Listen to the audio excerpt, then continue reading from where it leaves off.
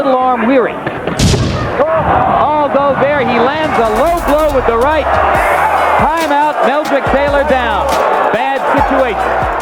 ¿Sabías que aquella noche en el Caesars Tahoe hubo promotores que se santiguaron cuando vieron a Meldrick Taylor escupir sangre en el lavabo antes de subir al ring, temiendo que el secreto médico mejor guardado del verano se desangrara delante de las cámaras? Quédate hasta el final y descubrirás por qué un simple foul casi provocó la cancelación de todo el cartel y por qué la lengua que el campeón sacó en el noveno round generó llamadas frenéticas de HBO a la Comisión de Nevada. Si te vas ahora, solo oirás la versión higienizada, pero si te quedas, conocerás la cicatriz que todavía cruje en los pasillos del boxeo 35 años después. 5 meses antes, en marzo de 1990, Taylor había vivido el tipo de tragedia que se esculpe en piedra. Dominó a Julio César Chávez durante casi 12 asaltos, y a 2 segundos del campanazo final, un referee llamado Richard Steele decidió detener la pelea. El filadelfino, aún de pie, vio cómo la gloria se esfumaba como aliento en invierno.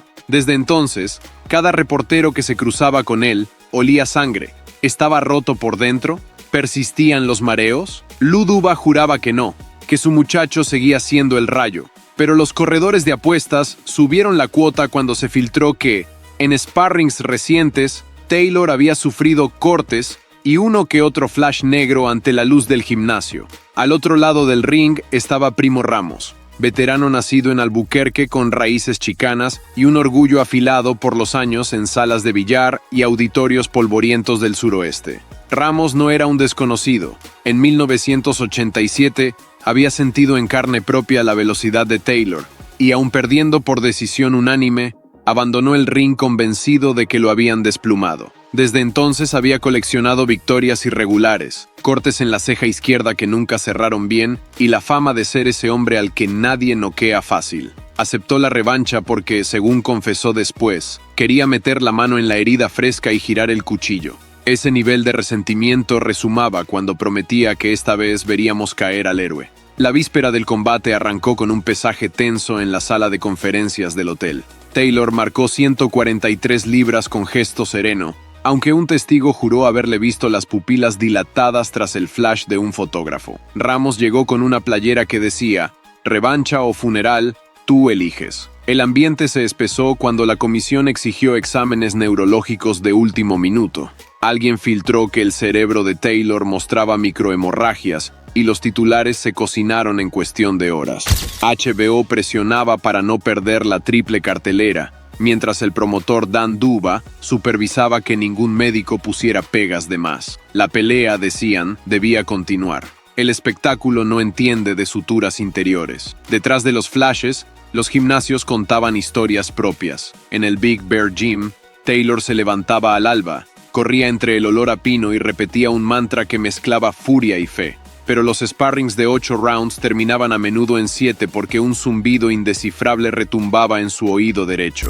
George Benton, sabio de ceño pétreo, suavizaba la sesión con ejercicios de sombra y recordaba a su pupilo que la pelea se ganaría con ciencia, no con guerras. A kilómetros de allí, en Albuquerque, Ramos golpeaba sacos hasta abrirse los nudillos y colgaba cintas VHS del primer combate en la pared para no olvidar ninguna mano de su adversario. Su entrenador, viejo cascarrabias, le repetía que la clave era acercar la pelea al barro. El 11 de agosto amaneció despejado y el lago Tahoe resplandecía como un espejo turquesa. Turistas en bermudas caminaban ajenos a la tensión mientras en los corredores del Caesars se cruzaban leyendas vivas. Whitaker ensayaba pasos cortos, Héctor Macho, Camacho lucía una bata con lentejuelas verdes, y cerca de la cafetería se escuchaba la carcajada de Don King, ahí para otros negocios. La cadena oficial bautizó el evento como Triple Heater, pero la gente compraba boletos para ver el regreso del hombre que rozó la tragedia a 2 segundos del paraíso. Ese morbo vendía más que cualquier cinturón en juego. Al atardecer, el escenario al aire libre vibraba con un DJ improvisado que mezclaba rock y cumbias. Primeros acordes de Eye of the Tiger, ovación para Taylor, que subía por la pasarela envuelto en una bata roja con el cuello alzado, intentando ocultar el parpadeo nervioso. Besó sus guantes y justo antes de cruzar las cuerdas, miró a las montañas como si buscara allí la calma. Ramos hizo su entrada con mariachi y ritmo descoyuntado. Traía el rostro tenso, pero alzó el puño a la grada latina que le gritaba «Güero», con orgullo heredado. Entre ambos la lona blanca parecía encerrar todas las preguntas que todavía no tenían respuesta. Gong. Las luces escupieron chispas imaginarias y el aire se hizo fino como hilo. Taylor soltó un jab que apenas rozó la frente de Ramos, pero bastó para que la memoria colectiva recordara aquel talento olímpico de 1984. Sin embargo, algo en la postura denotaba cautela. Pies un poco más abiertos, hombros más arriba de lo usual. Ramos, por su parte, tardó 10 segundos en lanzar su primer golpe, pero cuando lo hizo, el impacto resonó contra el antebrazo de Taylor como un portazo en casa vieja. Cualquier duda sobre la pegada del veterano quedó despejada. Ese hombre podía romper candados. Los dos primeros asaltos fueron un diálogo tenso entre velocidad y terquedad.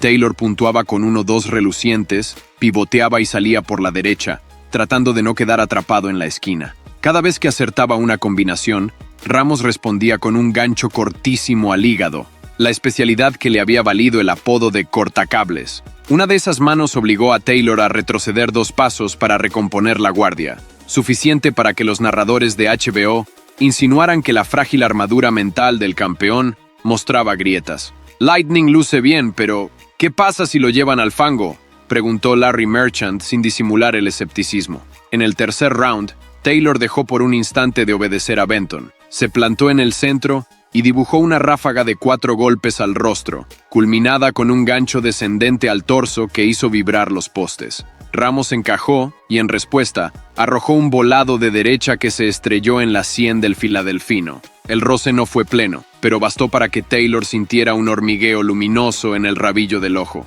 Los fotógrafos captaron la mueca, y Duba amagó con encender su puro. Aún no, se dijo, pero pronto. El cuarto asalto pintó de rojo la ceja izquierda de Ramos. 2 jabs y un recto quirúrgico abrieron la piel que ya venía cicatrizada de 1000 batallas. La sangre, tibia, cayó sobre el pómulo y el árbitro miró de reojo al médico. Aún así, el veterano no retrocedió. Al contrario, lanzó un izquierdazo que raspó la nariz de Taylor e hizo estallar gotitas rojizas sobre el tapiz. En la grada, las apuestas empezaron a moverse. ¿El corte frenaría la presión de Ramos o motivaría a un Taylor que necesitaba confianza como se necesita aire en la última brazada? Para el quinto, la pelea se convirtió en un ajedrez sangriento. Taylor giraba en sentido antihorario, tocaba con el jab y amagaba el derechazo solo para cortar en upper.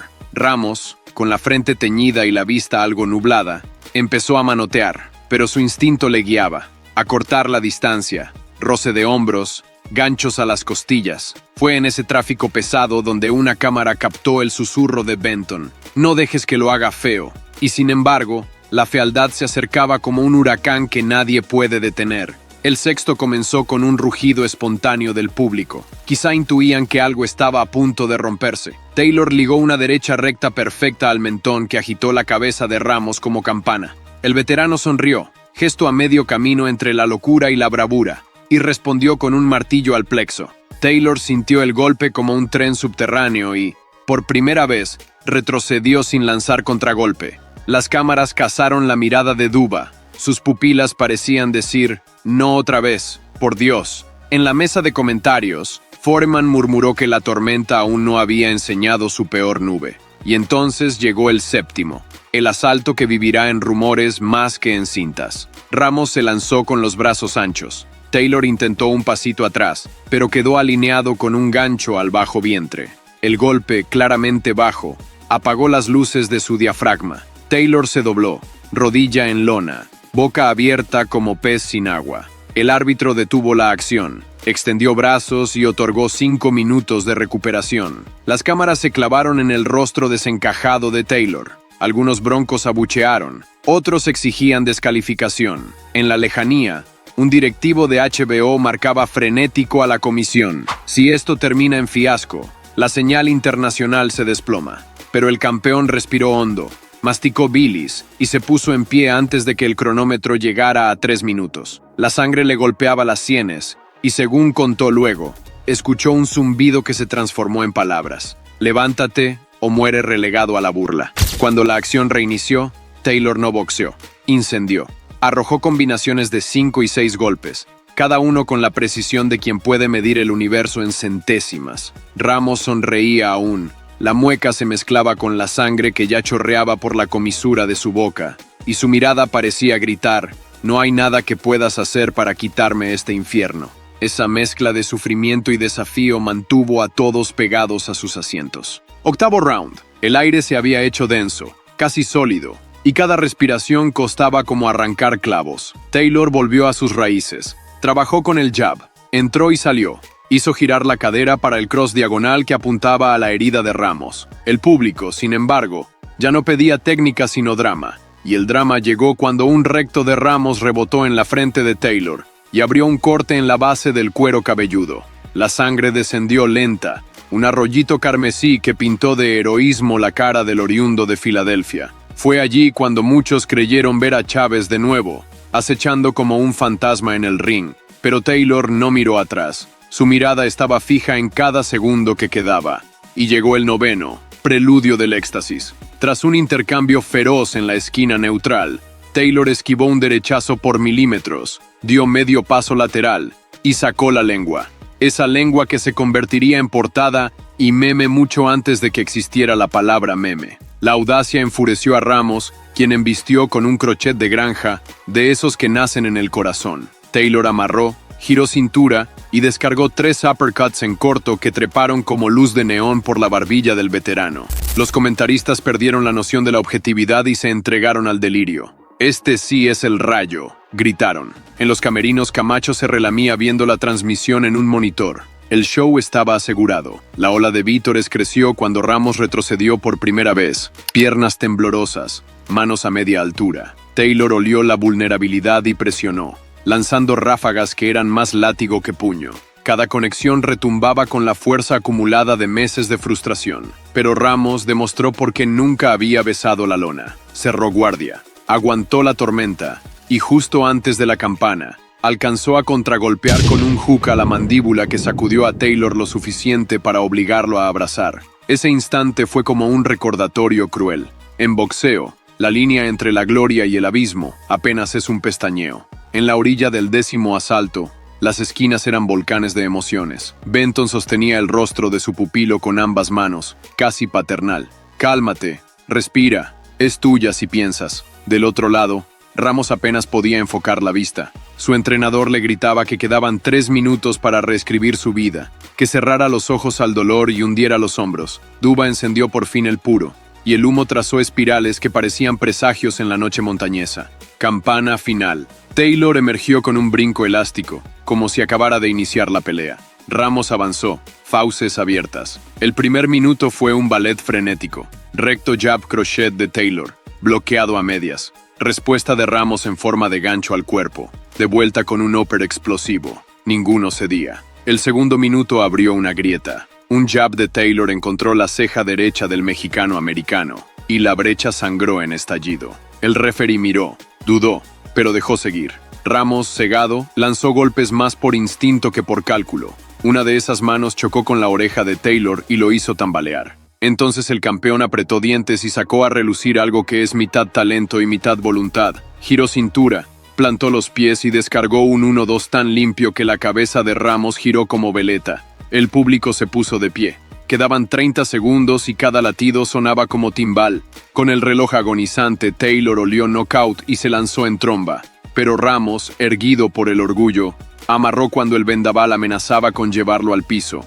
A falta de 10 segundos, ambos se soltaron y cruzaron derechas simultáneas que dibujaron un relámpago doble en la noche. Campana. Nadie escuchó el sonido inicial porque el clamor lo devoró. Los pugilistas se abrazaron con los pechos hirviendo. Al separarse, cada uno llevaba un pedazo de la historia del otro marcando la piel. Las tarjetas llegaron con la frialdad habitual de los jueces. 98-91, 97-92, 97-92. Decisión unánime para Meldrick Taylor. El campeón alzó los brazos, pero su sonrisa era una grieta tensa. Miró al cielo, quizá intentando agradecer que los demonios de marzo no hubieran regresado.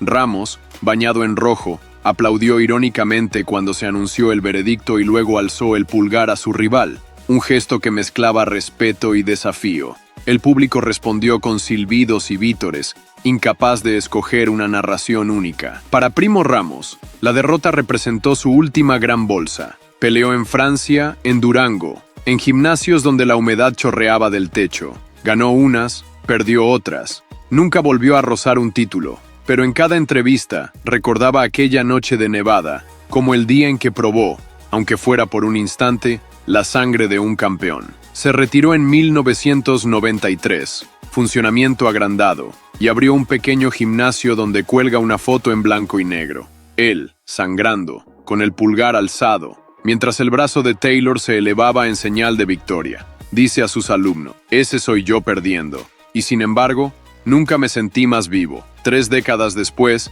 quienes estuvieron allí aún debaten si el golpe bajo debió costarle la descalificación a Ramos, si Taylor debió buscar el knockout antes, si los médicos actuaron con prudencia o con codicia. Pero para los amantes del boxeo, la pelea quedó sellada como un recordatorio brutal de la fina línea que separa la redención de la ruina. Cada vez que alguien pregunta si Taylor volvió a ser el Rayo, aparecen voces opuestas. Pero todos coinciden en algo. Aquella noche demostró que, incluso cuando un hombre destella un segundo menos que antes, puede iluminar la oscuridad suficiente para seguir caminando. Y eso, en el cuadrilátero y en la vida, es quizá el golpe más difícil de asestar. Chicos, necesitamos que te unas al equipo para llegar al KO de los 100,000. Cada suscriptor es un golpe hacia la victoria. Dale a suscribir y activa la campanita. Muchas gracias.